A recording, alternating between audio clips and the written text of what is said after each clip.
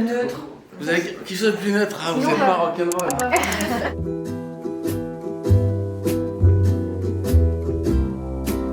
Moteur demandé. Est-ce que toi tu as des chats? Oui.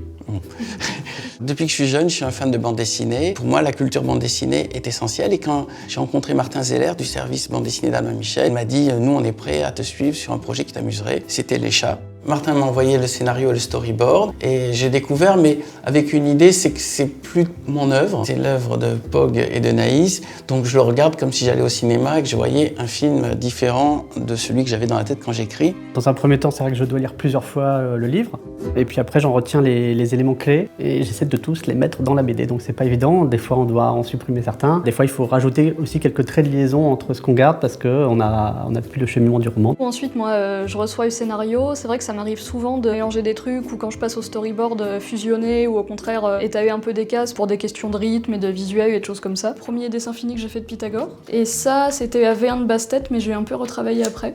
Et c'est les toutes premières recherches que j'ai faites. Quand même, à l'origine de Demain les chats, il y avait ce challenge de faire un livre qui parle des chats et qui ne soit pas destiné aux adolescents. Pour ça, il fallait rajouter de la violence, de l'actualité, du sexe, et du rock'n'roll. Et c'est pour ça que le dessin de Naïs et l'adaptation de Pog se prêtaient à merveille pour faire un album qui, au final, est plus dans l'esprit de Walking Dead que dans l'esprit des Aristochats de Disney. On espère qu'effectivement le lecteur va retrouver ce qu'il aimait dans le roman, sinon c'est qu'on a perdu quelque chose en route. Après, je pense que dans la bande dessinée, on va privilégier les scènes d'action, le dynamisme. Moi j'aime bien aussi qu'il y ait des petites attitudes un peu pas très dignes des chats dans des cases sur des passages un peu humoristiques qui n'étaient pas forcément dans le scénar, genre avoir une petite langue qui dépasse ou des trucs comme ça. J'ai un chat chez moi donc je vois que la dignité c'est pas toujours ça.